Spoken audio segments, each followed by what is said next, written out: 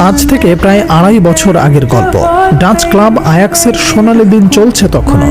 দলের ফ্রন্ট লাইনে আগুন ঝরাতেন সেলেসাও এক যুবক, নাম অ্যান্টনি, বয়স মাত্র ২১ বছর। শরীরের গড়ন অতটা চাকচিক্যময় না হলেও পায়ের কারুকাজে বরাবরই মুগ্ধ করতেন সবাইকে।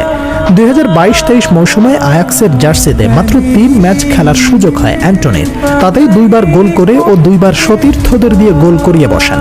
ভাগ্য তখন অ্যান্টনিকে নিয়ে আসে ম্যানচেস্টারের ডেরায়। ইংলিশ ফুটবলে ম্যানচেস্টার ইউনাইটেডের ঐতিহ্য, ইতিহাসের গল্পগুলো বরাবরই আক্ষেপ বাড়াতো। ইউনাইটেডকে পুরনো ঐশ্বর্য ফিরিয়ে দিতে ডাগ আউটে তখন এরিক টেন হাগ। ভদ্রলোকের ক্যারিয়ারের সবচেয়ে উজ্জ্বল সময়গুলো আয়াক্সে কেটেছিল, যে কারণে আয়াক্সের উঠতি বয়সী তরুণদের প্রতি আলাদাভাবে ভালোবাসা কাজ করত তার। সেই চাওয়া থেকে নিজ ইচ্ছায় অ্যান্টনিকে নিয়ে আসেন রেড ডেভিলদের শিবিরে। সেবার রেকর্ড ১০০ মিলিয়ন পাউন্ড দিয়ে এই ট্যালেন্ট যুবককে দলে নেয় ম্যানচেস্টার ইউনাইটেড। দামটা যেহেতু বেশি, তাই ভক্ত সমর্থকদের চাওয়াটা একটু বেশি থাকবে, এটাই স্বাভাবিক। বাম পায়ে বল নিয়ে এগিয়ে যাওয়া, স্পিডের সাথে নিখুঁত ড্রিবলিং আর লং রেঞ্জ থেকে কার্লে গোলবারে বল নিক্ষেপ করার চিত্রগুলো দর্শকদের মনে তখন বারবার জাগত। প্রিমিয়ার লিগে অ্যান্টনির শুরুটা খারাপ ছিল না। প্রথম ৩ ম্যাচে করেছিলেন ৩ গোল, যার মধ্যে ২টি ছিল আর্সেনাল ও চেলসির বিপক্ষে। অ্যান্টনির ম্যানচেস্টার ইউনাইটেডের গল্পটা এমন রঙিন হতে পারত, তবে আর হয়ে উঠল না। ধীরে ধীরে পারফরমেন্সে দুর্বলতা আসতে থাকে। না করতে পারেন গোল, না করতে পারেন অ্যাসিস্ট, ড্রিবলিং কিংবা গোলের সুযোগ তৈরি করাও এক প্রকার অসম্ভব জিনিস হয়ে পড়ে এই ইয়াংস্টারের কাছে। ম্যানচেস্টার ইউনাইটেডের মতো ক্লাব, সমালোচনা হয় স্বাভাবিক, তার উপর গায়ের সাথে আছে শত মিলিয়ন দামের ট্যাগ। তাই সমালোচনার চেয়ে ট্রলটাই কিঞ্চিত বেশি হতে থাকে অ্যান্টনির সাথে। একটা সময় দলের একাদশ থেকে বাদ পড়ে যান।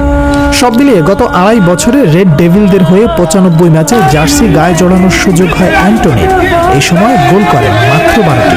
তবে ম্যানচেস্টার ইউনাইটেডে অ্যান্টনির গোলের চেয়েও হলুদ কার্ডের পরিমাণ আরও ২টি বেশি। চলতি সিজনে প্রিমিয়ার লিগে খেলেছেন মাত্র ৭টি ম্যাচ, তবে সময়ের হিসেবে ১৫০ মিনিটেরও কম। রাইট উইংয়ে আমার দেয়ালের উত্থানে রেড ডেভিল দলে অ্যান্টনির প্রায়োরিটি আরও কমতে থাকে। নিশ্চিতভাবে বলা যায় রুবেন অ্যামোরিমের ভবিষ্যৎ পরিকল্পনায় একেবারে নগণ্য অ্যান্টনি। তবে প্রকৃতি খেলোয়াড়দের জীবনে দ্বিতীয় সুযোগ দেয়। হয়তো অ্যান্টনিও সেই দ্বিতীয় সুযোগের দ্বার প্রান্তে দাঁড়িয়ে আছেন।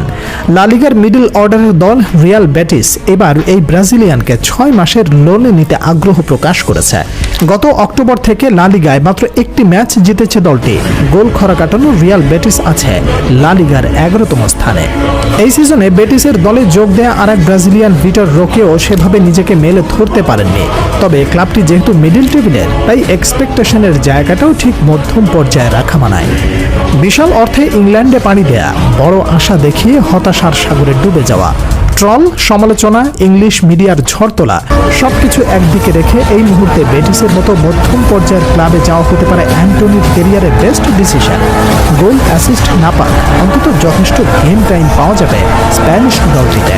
তবে কি চাপবিহীন দুর্বার গতিতে ছুটে চলা আয়াক্সের সেই অ্যান্টনিকে আরেকবার দেখবে ফুটবল বিশ্ব?